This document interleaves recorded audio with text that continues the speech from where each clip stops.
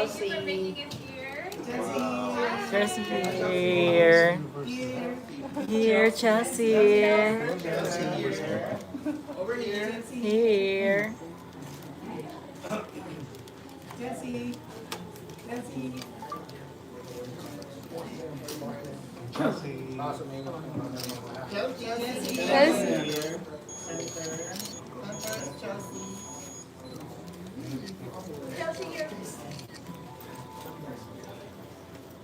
Chelsea here. Chelsea. Here. Chelsea. Center. Ay! Here, please. Ayan. Thank you. Ganda ni Chelsea. Here. Center. Chelsea.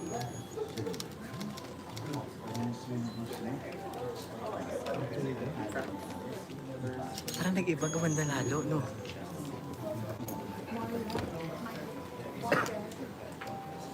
Ayan. Chelsea, look lang sa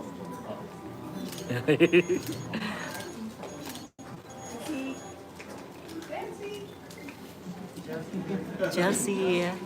Here, Chelsea. Ayan. Chelsea.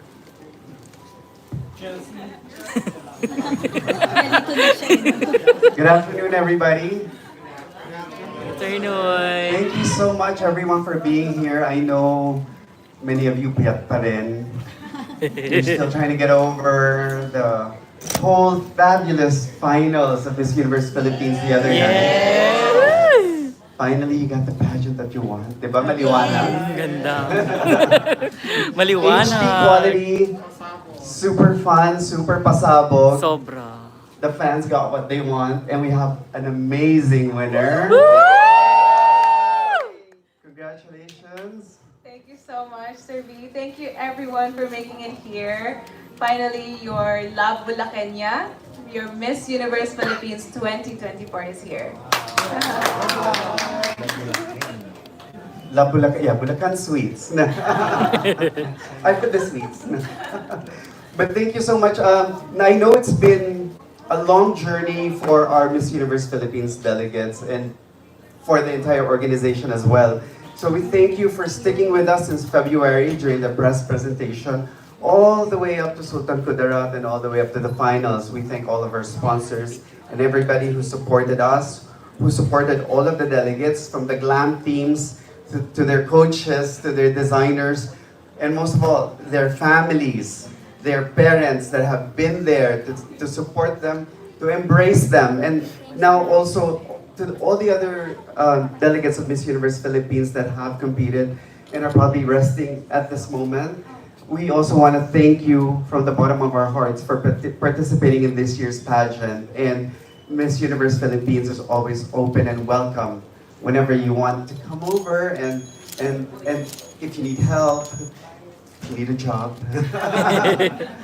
But right now, our focus is Chelsea Manalo. And of course, you know, are you used to it yet when people keep calling Chelsea, Chelsea? No. I still haven't, it still haven't sunk into my mind yet that I am already Miss Universe Philippines.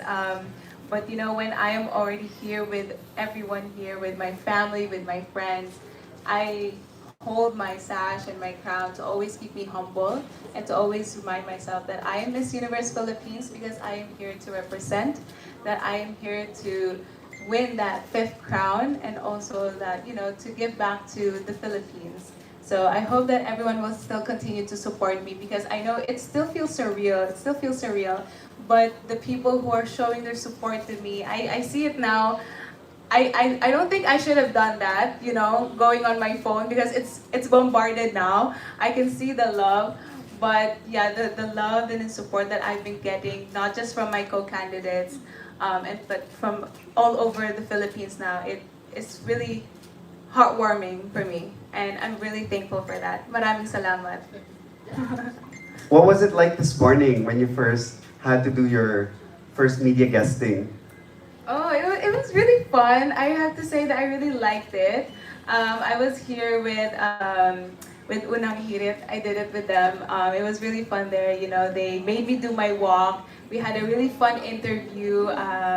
And they asked me about the crown and how it was like, you know, being Miss Universe Philippines, because I know everyone would like to know how it feels, but even I don't know how to say it, and I don't know how to feel about it. You know, it holds so much honor and gratitude for me to be here in front of everyone.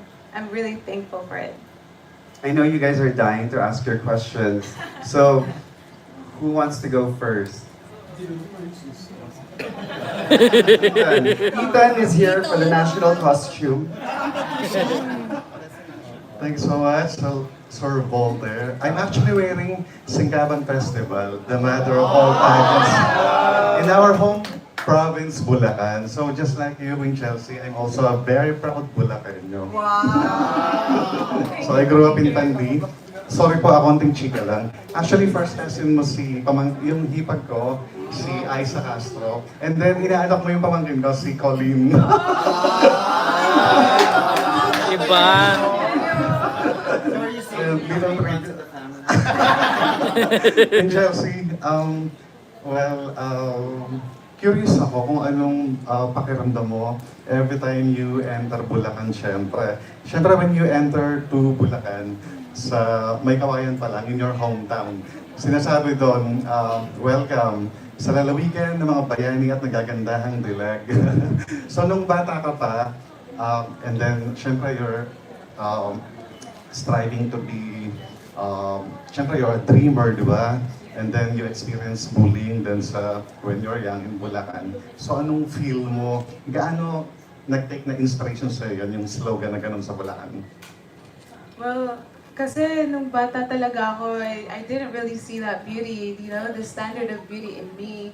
I had to just really keep in the thought of my parents, you know, to always believe in myself, to uphold the values that you have, because you will grow into it, you will shine, you will grow further. And whenever I come home to Bulacan, you know, it's my home. I feel happy when I am at my hometown. It's been a while since I have been back there. So when I come back, I know that the heartwarming Bulacanos, you know, will be happy to see me, and I can't wait to see them too. Wow. And so just last night, I watched your bio, your story in YouTube, and then syempre nag-flashback when you joined a national pageant during 2017, and then before that, syempre you went to the US to study. So sobrang parang you were trained as a gladiator somehow for the pageant, di ba? So pero ano sa yung biggest lesson that you will remember and conquered then na nasa sa puso mo talaga and you can give advice to young aspirant Filipina? So my first national pageant was Miss World. That was 2017. I was 17 back then. And I wanted to join a pageant so that I can really experience how it is like. You know, I was a dreamer of beauty pageants. I love joining beauty pageants and I love seeing beauty queens as well. This has really inspired me to become one like. And because of that, you know, I always uphold the values that my parents have told me, and I want to be that woman of representation as well, you know. So to every woman of color, and not just every woman, you know, any woman at all who was here to support me, I just want to say that, you know, to believe in yourself. If you really love pageantry, if you have a dream, then go for it, take risks. It's not too late for you to try it out. I mean, Miss Universe Philippines have actually opened a lot of standards for every woman. You know, there are married women here. There are mothers. There are also at the underage of 18, you know, because they have dreams and anyone can really get to it. I started young. I had a dream for it. And now I'm here to, you're now Miss Universe Philippines. So I hope that I can be that inspiration to them.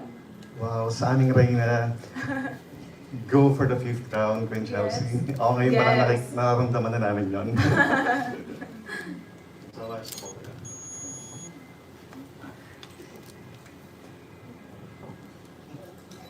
Mabuhay Chelsea, I'm Armin Adina from the Philippine Daily Inquirer. first of all, congratulations from the Thank community you. of the De La Salle Thank you so Araneta much. University. Like I'm also a product of that university. I was there from preschool to high school. O, kala mo ito, ikaw lang may connection. Ako din may connection kay Chelsea. Chelsea was there, senior high school, hanggang college. She graduated there. Okay, here's my question. There was a post by Rod Singh saying that you almost quit. Can you confirm that and tell us what happened and what kept you going? Oh, so, well, what happened really was because I really had financial issues. I think most of the girls actually had that problem as well. But as for me, because I joined here as an independent woman, everything that I had to go through the pageant, I laid it out on myself. I told my mom and my dad, I want to join this season for Miss Universe Philippines. So they really did support me. But because of this, I had to also risk of quitting my job. So because of that, the only income that I have was just a couple amounts. But because of that, there were some issues about it, and also some things that were happening behind my team. It really did put me at my most that I was about to quit. But thank God, there are people who supported me to continue and push me to continue further. I've actually had a lot of good help from the governor from Bulakan, so I would really like to say thank you to Governor Daniel Fernando for helping me, and Vice Governor Alex Castro. They have helped me so much when it comes to financial. It's no joke, or I would like to say that I think all of the ladies for 4 months, it's really scary, and it's a really long battle for all of us to fight it. You don't know where our resources will come because everyone would have to risk something, and this is what happened to me. But because of the support that I've been getting, it made me continue, and now I'm here. Thank you. Hi Chelsea, I'm Drew Francisco. Hello. So, a few days ago, you just Miss Bulakan, Chelsea. Now, people recognize you as Miss Universe Philippines. Does it scare you? I have to say a little bit, yes, but that's not in a negative way. I think what scares me is because I'm mostly excited. I've been saying this to my parents. I've been saying it to Sir B and to the team behind it. Like, I feel scared because I'm excited. I'm excited to always go out there. I'm excited to talk to people. I'm excited to meet people, and it's not in a way that that I now hold the crown and the sash, but because there's so much opportunities that will come my way, and I'm so ready for it. And now for my next question. Now that people recognize you as Chelsea as the Miss Universe Philippines, without the crown and the makeup, who is Chelsea? She's a very humble woman. She was raised by her parents, to always just believe in yourself, to be kind to people, because I have faced a lot of challenges, bullying and all that. People would call me names, and sometimes would tell me to not dream. But because of this, my parents would always come into my head to just be kind to these people. No matter what challenges will come your way, you can really grow into a beautiful person. You're unique, and this is who I am, without everything. And even with the crown, it will never change. Thank you and congratulations once again. Hi Chelsea, I'm Nolly Barrosa for OCD Hello, good to Worldwide. see you. Congratulations. Thank you so much. Okay, my question is, what do you consider the most difficult, or rather the most challenging time during the entire Miss Universe process, way back from February up to the finals night last Wednesday? Besides the coronation night, I think it's the national costume. But I have to say I was really excited for this one, but I didn't expect that it's gonna be that tiring. Because the costume itself, I mean, it's beautiful, but you have no idea, I think, how gracefully these ladies have to put out their costume and represent their hometown and their provinces and their team. But it's really tiring, honestly, because it was a full show that we want to give to the people, to the Sultan Kudarat. We want to give that to them, and to just really put a really good show to them. Yeah. Hi Chelsea, good afternoon. Hi, good afternoon. This is Jay from Pageant Trend. I just have two questions. So the first question is, I saw a video on the social media during backstage before Michelle D had her final walk, and you were, I guess you were praying. So I just want to know what's on your mind during that time. So during that time, I was praying really hard because I think that was already the time when we were already announced as top 5 winners. We already have a title, of course. We just don't know the designation yet. But to be fair, I would like to say that during that time, I was only praying to have the Miss Universe Philippines crown. It's that I really dreamed to have. I told myself that I came in here because I want to have that purpose. I want to work with the organization to have put my advocacy out there, you know. So while I was there, I was praying really hard. I was reminding, you know, how humble I was and my parents, and you know, the dream of just that little girl of facing in the mirror with her hairbrush and reminding herself she's going to be Miss Universe Philippines. That is what I was praying for. And I'm really thankful for all the praise that I've actually been getting from my supporters. I told them there's nothing else I want but just prayers. And I hope that this continues until me competing to Mexico. Nice, congratulations. And my second question for you is, now that you're wearing the crown and also the sash of the Philippines, of course, what's the hardest thing of winning that crown for you? For now, it's really the pressure. I can really say that I was not really the front runner when I was competing. You know, there's a lot of beautiful girls. So for me to really see the standards of how they are, you know, it set the bar high. But because I am here winning and I have the crown and the sash, you know, I also want to just be that woman. I want to actually combine all of them, 53 ladies that I am right now, because they have really empowered me. You know, it's really difficult to just really showcase who I am, but because of these women, they have empowered me to become myself. So I know that even if it is hard, I can go further because I have so much support from my sisters and from the organization already. Congratulations once again, dear. Hi, Chelsea. Hi. I'm Edge. Hello. Oh, I have a simple question. Who's Miss Universe winner you look up to? I have been asked about this, and I would love to say it's Miss Pia Wurtzbach. She has really been, you know, the kind of woman that I really look up to. She joined a couple of times, you know, because she really had that dream, you know, to never really set back on it. And that is what I transpired to be, you know, that no matter where I go in my life, I would still like to chase for that dream. And because of that, it made me get the crown for Miss Universe Philippines. Ready ka na ba sa Mexico? Yes, very much. Viva Mexico!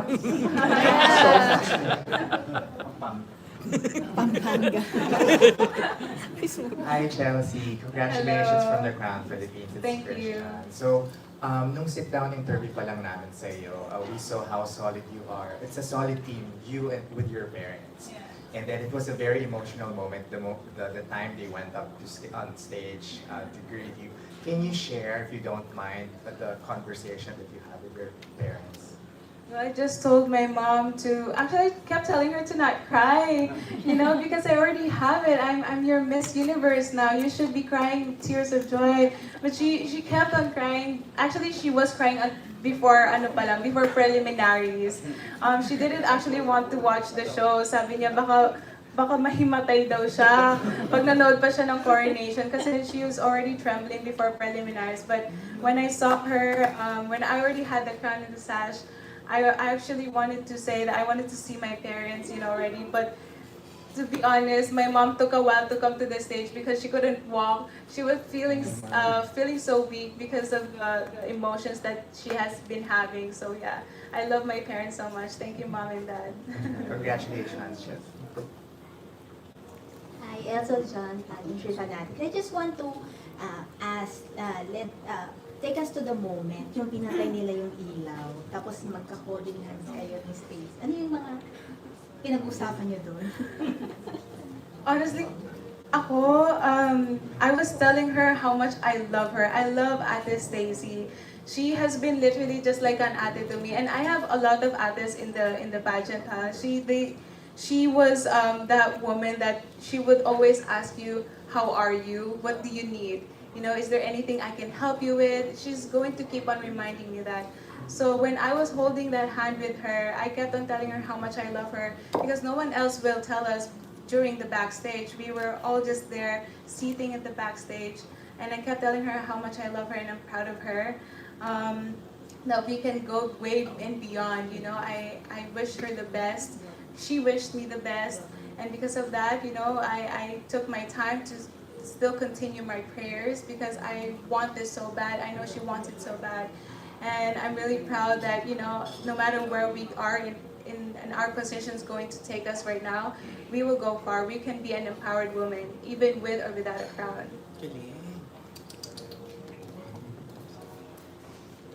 Hi, Chelsea. From Chelsea. Thank you. You're my namesake. I'm also from Bulakan.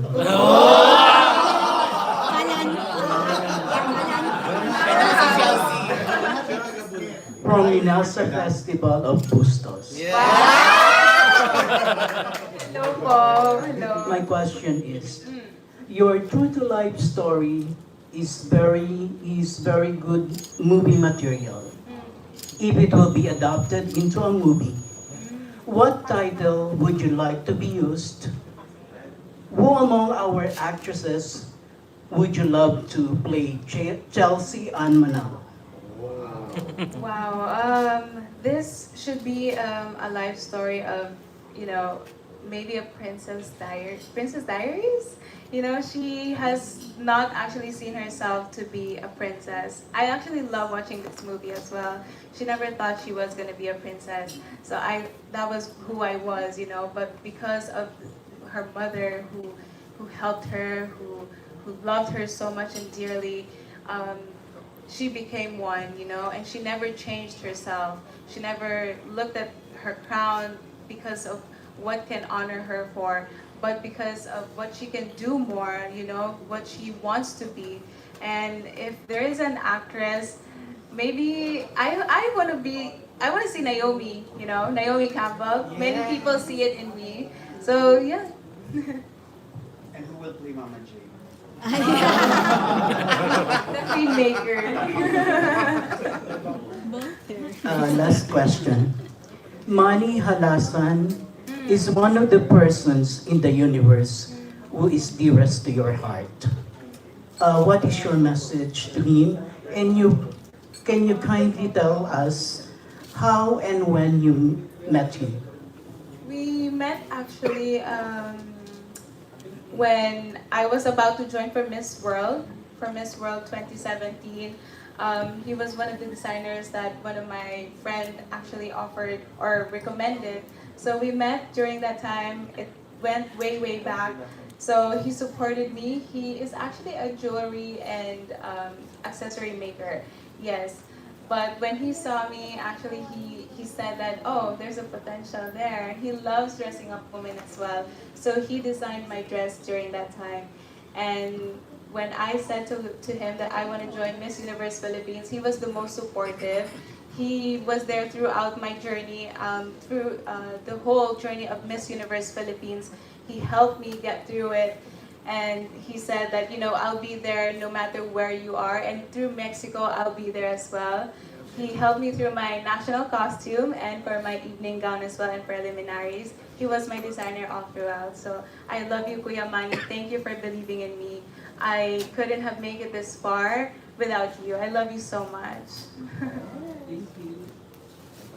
Hello, Chelsea. Hello. I'm Annalyn from Manila Bulletin, and we also come from Bulakan. Lahat na lang. Where in Bulacan po? My mom lives in Mekawayan. From where po tayo?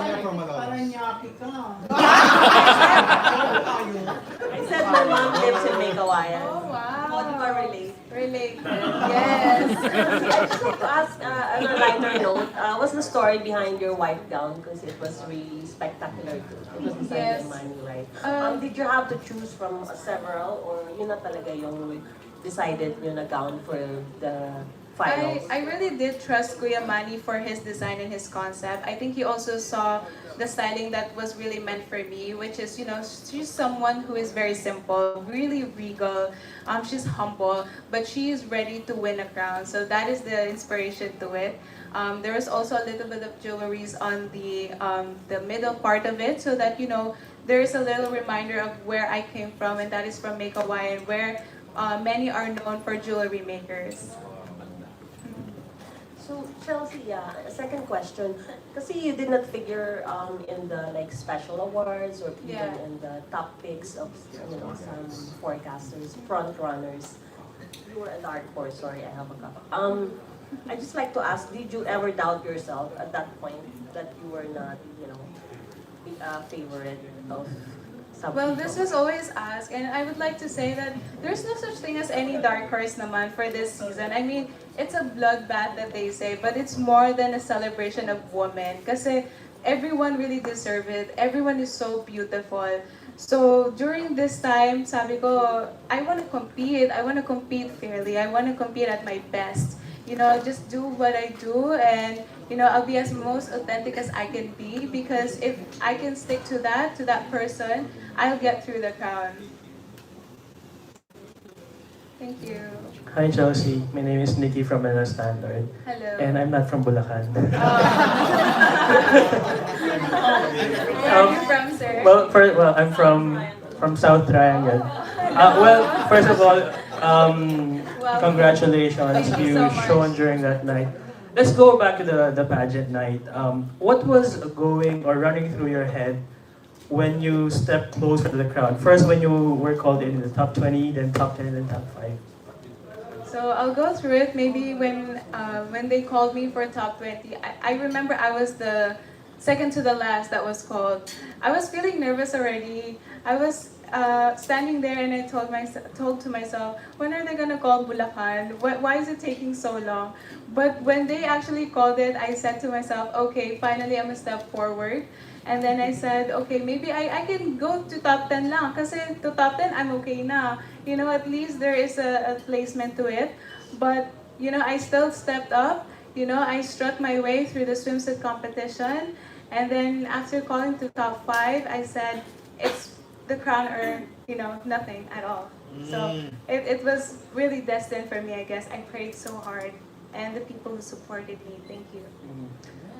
You had a solid performance during that night, but was there anything that you wish you did differently? None at all. I really was happy throughout my whole journey there, through the coronation. I remember when we are getting times when we can actually run to our dresser room, I would go to my phone, and then I would call my mom and my team in Bulacan, and then I would always remind them, don't worry, okay? I'm happy, I'm calm, I am not worried, I am not nervous, so please just be happy for me and pray for me. That is what I was just going through there. And my last question. Yeah. When you face the mirror with the crown on your head, what was running through your head? What was in your mind? Oh my God, I'm Miss Universe Philippines 2024! That is what that was running into my head, because it really couldn't sink it in when I went back to my parents' hotel room with the sash and the crown. They were screaming. I said, please wag kayo maingay, may natutulog na. Wag kayo maingay, please. May natutulog na. So that's what I told them. And well, everyone's telling me you're finally Miss Universe Philippines 2024. And soon Miss Universe 2024. Very soon. Yeah. Very soon. Thank you, we're rooting for you. Thank you so much. Sample naman ng introduction. Hi, good afternoon. I'm not from Bulacan, but I Hello. will always remember you with our brownie, remember? Oh yeah. Okay, yeah. Okay, so as you prepare to the 73rd Miss Universe in Mexico later this year, so what's the important lesson that you've learned that you can apply universally regardless of their race, age, and gender? You know, I think throughout the whole journey with my sisters, this is what really made me grow. I learned from each and every woman here. Being able to be with them, this is what I think I will take the most when I go to Mexico. That no gender, no color, no status in our life will ever hinder us to facing our dreams, to get a crown, or to at least be a leader or be a transformational woman. So when I get into that stage, I will always be reminded of that you can be as an empowered woman no matter who you are, and I am that woman to set that bar, to really tell them that you can be whoever you want. Just always be as kind and authentic as you can be. Thank you so much. Hi. Hi, Chelsea. Hello. I'm Shirley's Legaspi from Business Mirror. Since you won, you've been likened to Wendy Fitzwilliam, Disney Princess Diana, Janelle Comishong, and Naomi Campbell. Which of these women do you most resonate with and why? Ooh, I think I resonate to everyone naman, because it's all a beautiful woman, very empowering woman. But I also want to just say that I think one of the women that I really also looked up to when I was a little girl was Tyra Banks. She was that woman who really inspired me the most when I was also watching America's Next Top Model. So she's also one of those women. She's very woman-like. She's very much a leader, really good spokesperson. And I think we both love ice cream.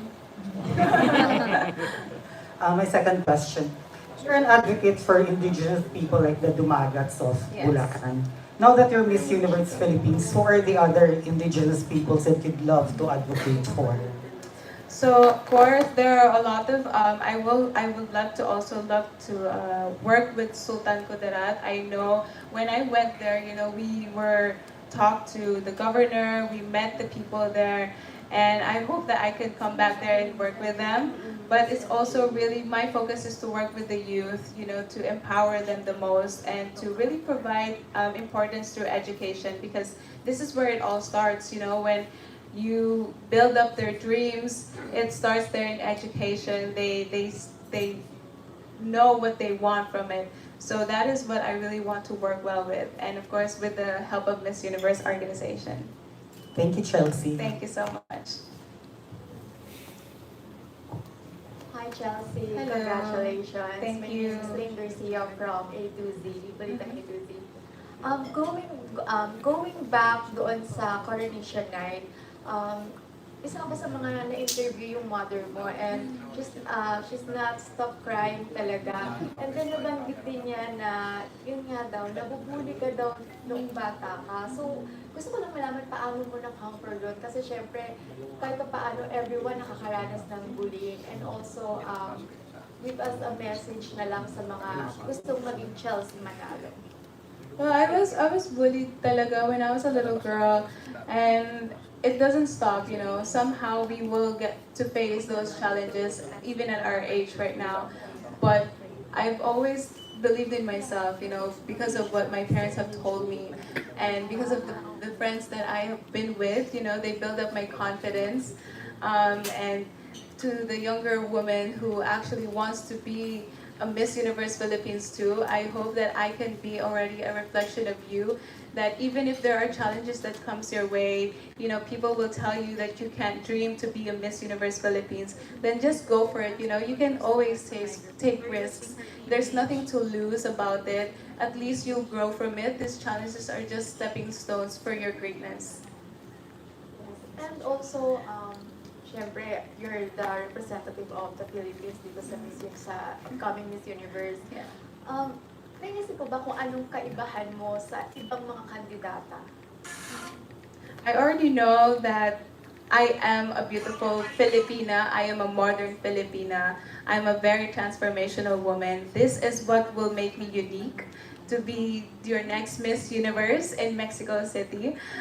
So I hope that with the people who are here to continue to support me, this will make us go closer to getting that 5th crown for Miss Universe Philippines. Alright, thank you so much. Thank you. Hi, Chelsea. I'm Liza from the Manila Hello. Times. Hindi ako taga-Bulakan. Congratulations sa win mo ulit. Thank you. There are those who celebrate with you sa panalo mo, and there are those na have negative opinions about the win. What can you say to those people who have, disregarded your win or have negative opinions about it? Yes, who doubted you? I really don't want to focus on anything negative at the moment, especially the comments. As I have said, when I won the Miss Universe Philippines crown in the sash, I really looked up to my parents already and listened to them, those people who are really close to me, because these are what really matters the most. I know that with these negative comments, this is what only can just, somehow it will bring people down. But it will never shake me down, it will never take my crown down. I will always lift my head up. So I hope that instead of saying anything negative is to just uplift, uplift the candidates, uplift those who are really, really deserving. And I hope that this can continue until I get to Mexico.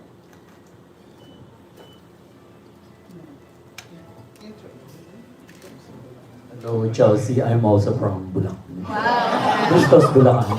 Hello. My question, Chelsea, why should you be crowned as the Filipina Miss Universe? Well, I should be the next Miss Universe and to be able to get the next 5th crown, because I am just a woman who does not wear a crown and a sash, but it's more than that. It's an honor to give to the people. I am more than a reflection of a woman who is very humble, of having humble beginnings, and a sash that is really close to my heart because it reminds me of who I am, of the Philippines, of who we are. And this will only transpire me to be more radiant, because I am a woman of color, but I am also a transformational woman that can really represent who we are as Filipinos. Thank you, Chelsea. Good luck. Thank you.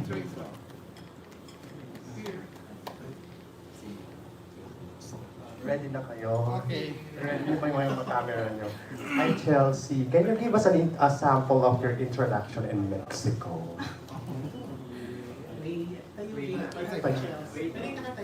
Nakatayo. Then, tangkal. Hold on. Wait lang. Wait lang. 1, 2, 3, go. Viva Mexico! This is Chelsea Manalo from the Philippines! Isa pa. Isa pa. 1, 2, 3, go. Viva Mexico! This is Chelsea Manalo from the Philippines!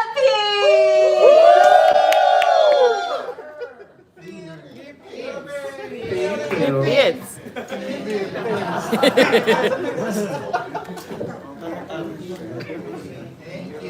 Thank you guys so much. Thank you. Thank you for waiting. Your message sa mga supporters I'd actually appreciate it. Thank you all so much to all those who are supporting me right now, to all of the La Bulakeñas and all those people also from all around the world and all around the Philippines for keeping your close heart to your prayers with me. I hope that this can really just go further until I get to Mexico and get that next crown for the Philippines. Thank you so much.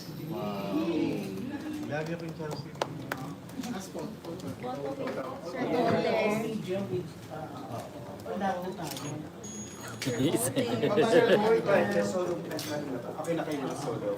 Medium.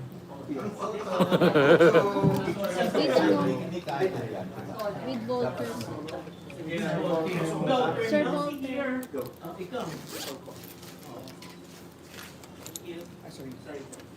Here, Chelsea. Chelsea center. 1, 2, and more, Chelsea.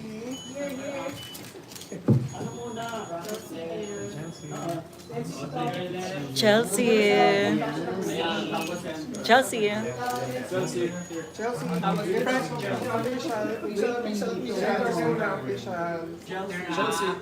official. official talaga. Napatingin ako kung official talaga.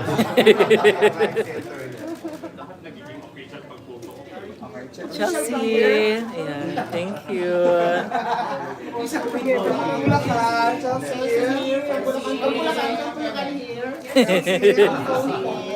From my farm. Okay. Here po. Chelsea.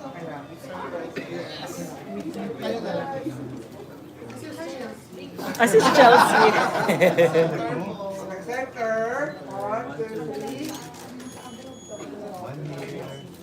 Yung Voltaire na ano, nung Chelsea style. Ginag-uusap lang. Ayan, ganyan.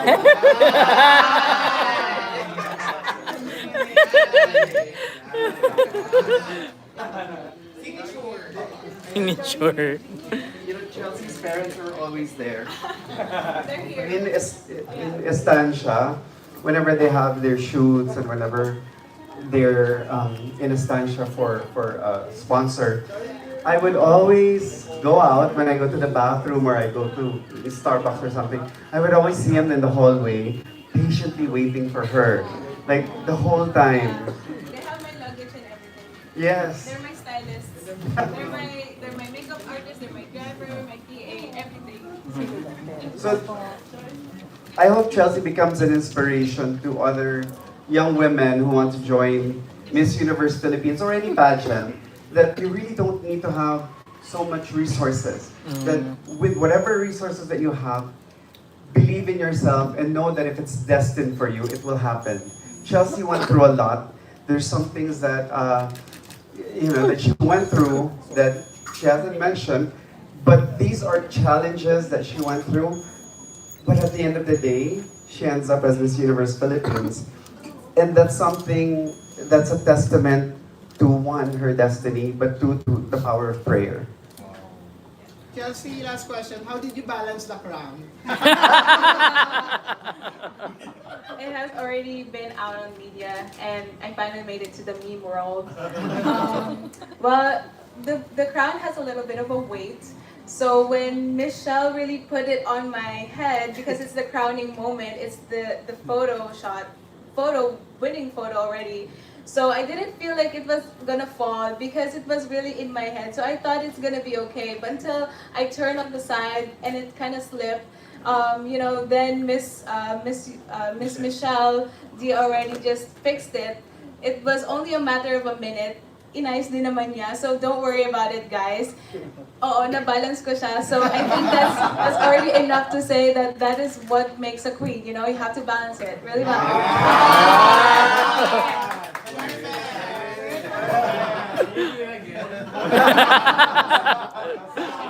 Sample. Uy, wag mahal to. The whole time that was happening, nakaupo ako doon. There was a part na pwede ba akong umakyat doon? Gusto ko tumakbo para ayusin. Because I was afraid, because Jewelmer was there. And I was like, oh my gosh, like if it's gonna fall. How do I explain? Yes. Lastly, who among Bulakan beauty queens do you look up to? Jennifer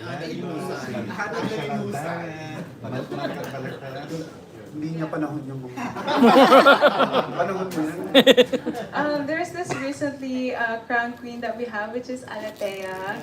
So yes, so I really do look up to her.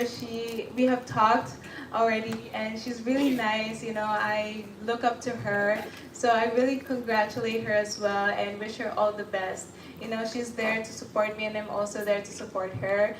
This only, shows that how beautiful Filipinas are, how beautiful Bulakeñas are.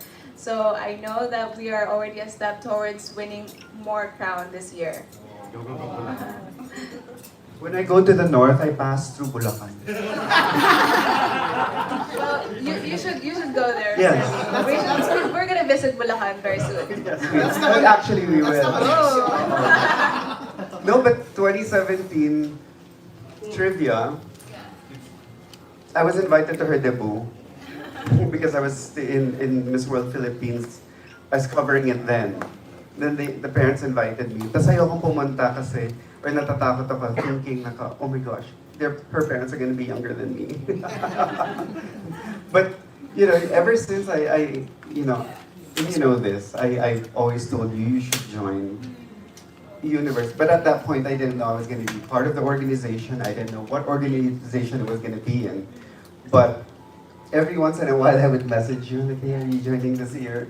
And in 2018, when I was part of this one show, I even asked you if you would be willing to. And back then, you said your parents wouldn't allow you yet until you graduated. Yeah, that's also one of the reasons why I was not on the pageant scene. After Miss Universe or Miss World, I was 17 that time, and I was actually studying, so I had to juggle both.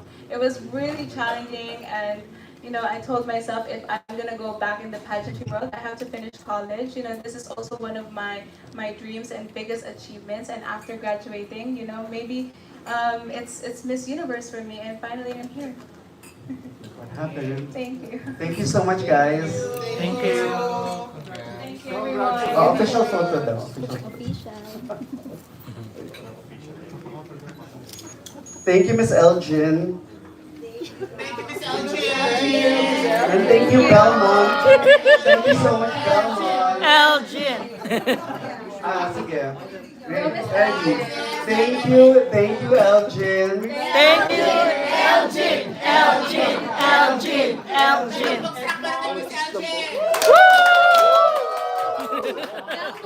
Huwag kayong ganyan, baka sumali yan next year. See you, Miss Elgin. I love you. Photo with Bell. Oh, may special request ang media photo op daw with Miss LG. Go! Come on, Elgin! Go with her. Come on. Come on. Oh, Mama Ru. Mama Ru. Come on, Elgin, Mama Ru. Darren. Walang lusot eh, no? Walang lusot. You know what we love about Chelsea is we get the vibe of Bea, the calmness of Bea. Come on now. Yeah.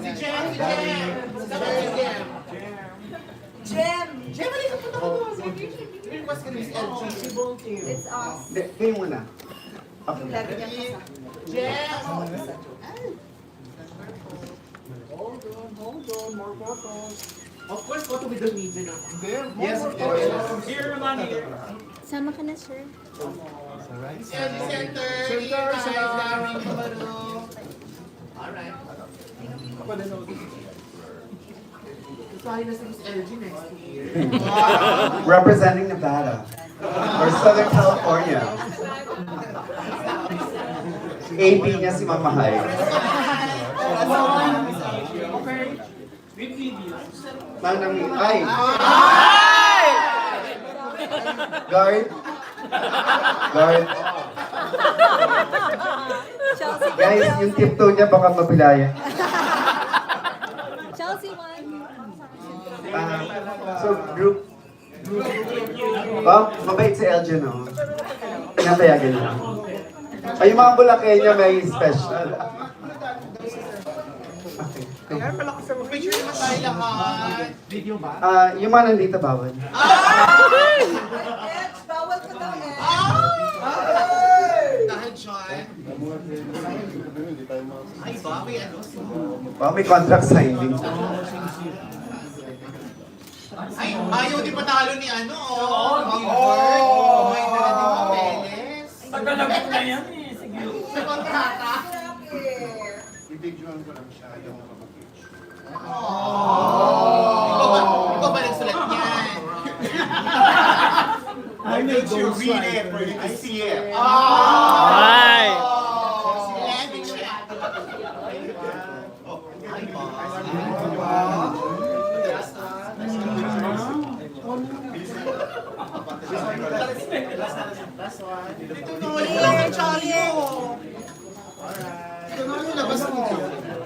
Si Tito Nurse naman.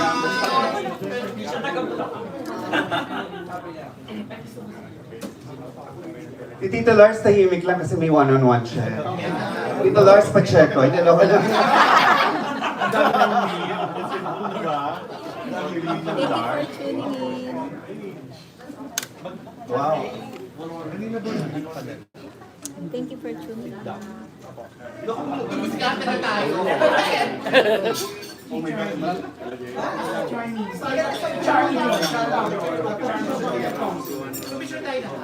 Okay, media group photo.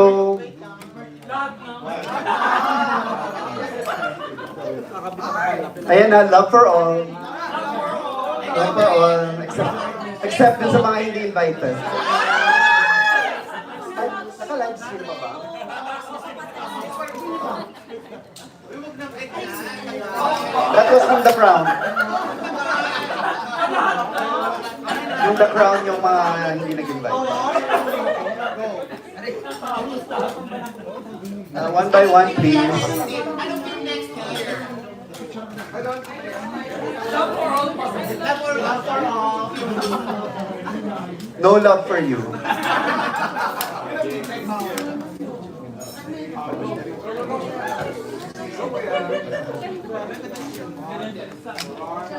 Thank you, Belmont. Thank you for a super yummy lunch. Masaya yung media. Pigi yung mga media eh, pero masaya sila ngayon. Na-impress ang press, yes.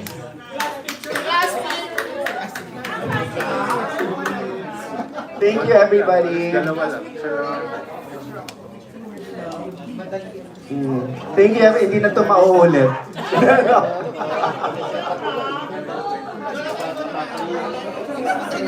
We have on stage an upcoming resident of Las Vegas, Nevada, Armin Adina.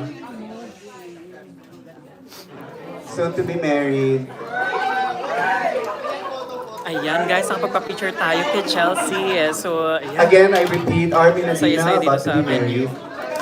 So thank you so much po sa lahat ng nanood dito po sa ating coverage, dito po sa Presscon ng ating Miss Universe Philippines 2024 na si Chelsea Manalo. So luckily, we had a photo na. Okay, now group photo with the media. Ayan na, may group photo. Ano siya, Okay, guys, baka 5'7" hindi ko kayo guys, si kayanin ng Chelsea. stage, ha? So now you know, Diyan ka lang sa baba. now you know, narinig niyo na po si Sel Voltaire Okay, guys, na si Chelsea limited daw ay number parang on may stage. pagka-vibe ni Baka Bea daw. bumagsak, hindi kayo kaya. Doon po napalit po natin sa sa live. Okay, group photo now. So yeah, we have photo now. Thank you. Class Thank you, picture, guys. Thank you guys. May photo na kami ha. Thank you po sa lahat na nanood. Thank you so much po. Then later on or tomorrow baka magkaroon po tayo ng live. Pag-uusapan po natin yung nangyari sa Presscon. And Tagalan pa yung mga natin. nangyari pa, syempre, sa Miss Universe Philippines kasi last time nagkaroon tayo ng live. However, hindi ko siya express on our thoughts because of our emotions. Pero right now, I'm ready na share kung bakit Elgin, Chelsea Manalo, ayun na. please take note, Diba, may Mel Caparas, mga guys,